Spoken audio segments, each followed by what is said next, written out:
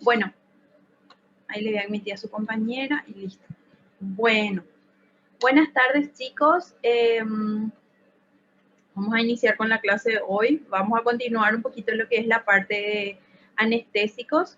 En la vez pasada habíamos hablado brevemente de ciertos conceptos básicos que deberíamos de manejar y hoy vamos a continuar con eso. Les deseo muy buenas tardes y vamos a empezar con nuestra clase básicamente ahora. Vamos a hablar un poquito, voy a ir admitiéndole a los compañeros a medida que se ponen en la sala de espera. Vamos a ir hablando un poquito básicamente de lo que es la analgesia, anestesia, hablamos de anestesia equilibrada, anestesia general, teniendo en cuenta ciertos factores básicos. Después también hablamos de lo que es anestesia regional, hipnosis, narcosis, sedación, tranquilización. Es importante que nosotros tengamos en cuenta ciertos detalles bastante básicos, pero muy importantes al fin y al cabo. Entonces, me gustaría que ustedes me digan, en el caso de que ustedes van a realizar una anestesia general, ¿qué factores van a tener en cuenta para preparar la anestesia y para elegir un tipo de anestesia? ¿Qué factores ustedes van a tener en cuenta según lo que ustedes ya manejan?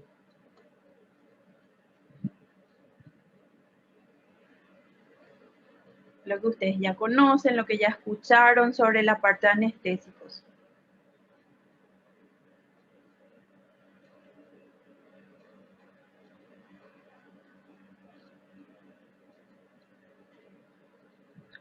Que nosotros como futuros médicos veterinarios, en el caso de ustedes, o en mi caso como doctora veterinaria, tengo que tener en cuenta antes de optar por cierto fármaco o cierto fármaco para lo que es la anestesia, ya sea general o local.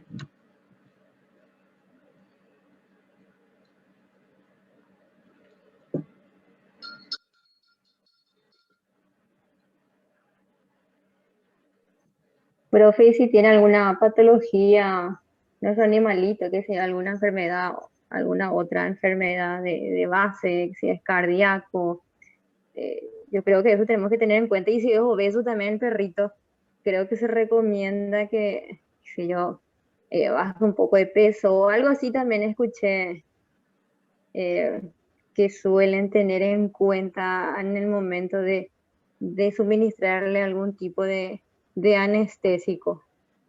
Excelente, muy buena tu respuesta. Entonces, vamos a tener en cuenta varios factores, entre los que la compañera mencionó el peso, después si tiene algún tipo de patología de base, en alguna patología a nivel cardíaco, a nivel pulmonar. Entonces, siempre evaluamos al paciente de manera completa para ver cómo va a ser el funcionamiento a nivel sistémico ya instaurada la anestesia. Entonces, si nosotros vemos que hay más contras que cosas buenas, entonces vamos a sugerir ciertos procedimientos o vamos a excluirle al paciente de ciertos procedimientos. Entonces, acá, por ejemplo, nos da una lista en general. Nos habla de que la selección del método está determinado justamente por lo que estábamos mencionando, el tamaño, la especie. Un factor bastante importante es la edad del paciente, el sexo, estado nutricional, grado de hidratación, estrés y presencia de enfermedades que ya habíamos mencionado con la compañera. Entonces, teniendo en cuenta todos estos detalles, nosotros vamos a ver cuál es el método más racional, el método de elección en el caso de ese paciente. Después también vamos a ver la especie, como ya mencionamos. Hay especies en los que ciertos fármacos producen más efectos contrarios que efectos positivos. Entonces evitamos o omitimos el uso de ciertos fármacos. Dentro de lo que es las categorías, vamos a clasificarles según esta clasificación que vemos acá. Animales sanos, 1. Paciente con problemas leves como obesidad o ligera deshidratación, vamos a poner en el ítem 2. Pacientes con problemas leves como obesidad o ligera deshidratación, entonces mencionamos en el ítem 2. En el 3 vamos a hablar pacientes con deshidratación más extensiva que supera lo que es el 5%, también problemas, pacientes con problemas circulatorios o lesiones a nivel craneal. Dentro del ítem 4 vamos a hablar de lo que es nefritis, insuficiencias valvulares y deficiencias o disfunciones hepáticas. Y en el último, que es nuestro caso, solamente que le vamos a someter en caso de urgencia, vamos a hablar de un paciente con hipotensión, y está más escrito la palabra hipotensión, vamos a cambiar nomás eso, en shock hipovolémico, paros respiratorios intermitentes. Entonces son pacientes que de urgencia tienen que ingresar al quirófano y no es optativo que nosotros podamos excluirles de ese procedimiento a ese animal. Bueno, básicamente esta escala nosotros tenemos mentalmente y decidimos si vamos a someter la cirugía o si vamos a categorizar y cómo vamos a utilizar cierto conjunto de fármacos. Entonces van a ir aprendiendo características que tienen ciertos fármacos que no tienen otros fármacos, que vamos a ir hablando y vamos a ir desglosando. Bueno, ¿cuál es la característica o cuáles son las características del anestésico ideal? En líneas generales, nosotros vamos a mencionar 9 características, pero hay más características que en los libros se va a clasificar, incluso hasta 15, 20, pero las principales tenemos resumidas acá. Primero que nada, que no se necesite biotransformarse o no siga un metabolismo extenso. Entonces, que se pueda eliminar de manera fácil del organismo, que tenga un metabolismo rápido y que no permanezca bastante tiempo dentro del organismo.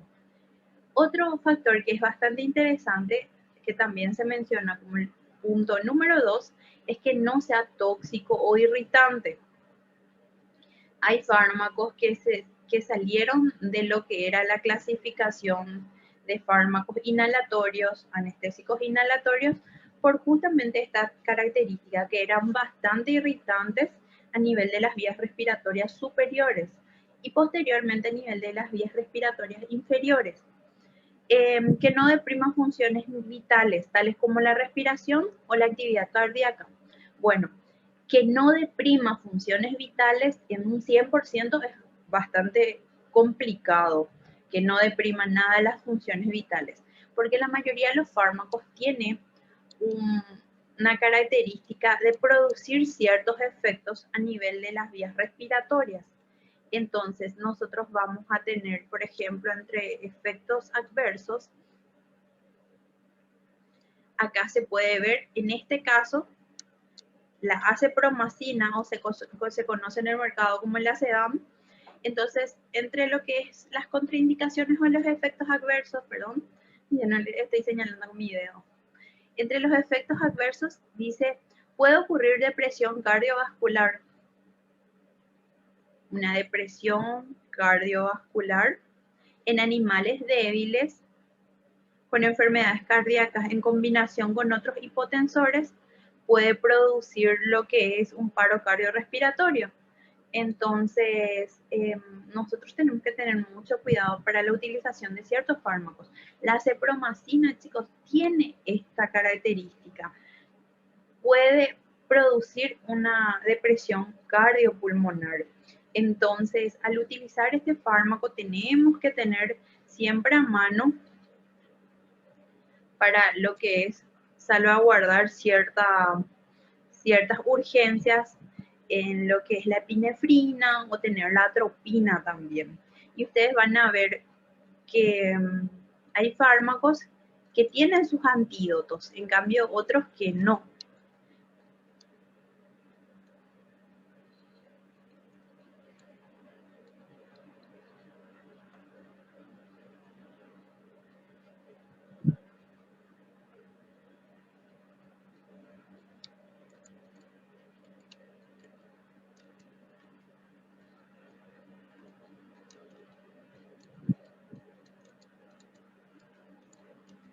les quiero mostrar de repente cómo se asimilan otro conjunto de fármacos.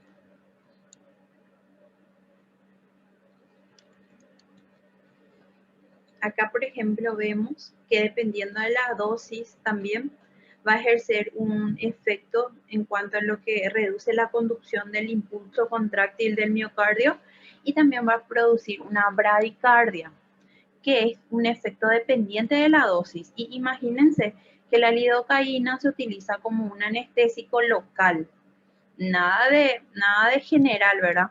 Entonces, ¿cómo puede, a pesar de ser un anestésico que está clasificado entre los anestésicos de acción local, producir un efecto a nivel del miocardio y a nivel de lo que son las vías respiratorias inferiores? Entonces, dentro de lo que es nuestro tercer ítem, de las características de nuestro anestésico ideal,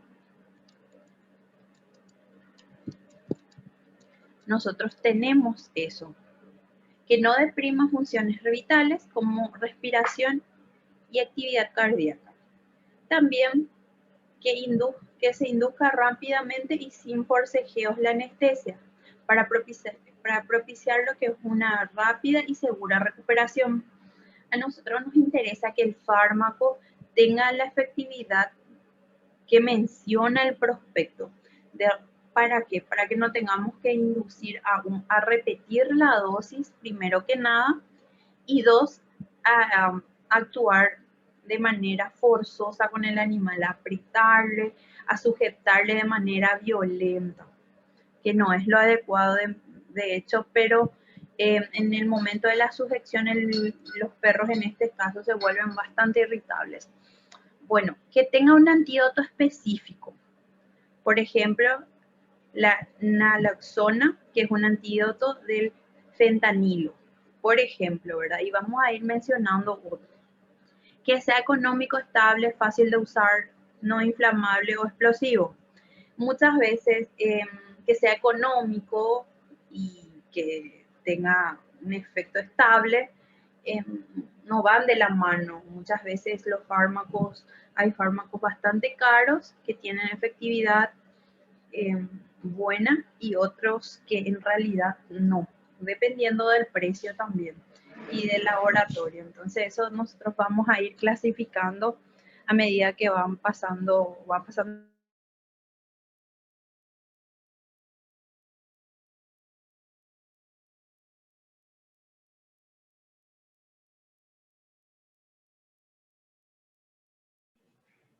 Después también vamos a mencionar que sea útil para la mayoría de las especies. Esto es a manera de que no sea económico y tengamos en nuestro maletín, y ese mismo fármaco podemos utilizar para varias especies. Entonces vemos su funcionalidad en diferentes especies. Que propicia una buena relajación, inhiba los reflejos durante la anestesia y produzca una pérdida de la sensibilidad, que produzca analgesia en realidad. También lo que nosotros tenemos que tener en cuenta que la mayoría de los anestésicos se utilizan para que se pueda realizar procedimientos quirúrgicos en los animales. Entonces,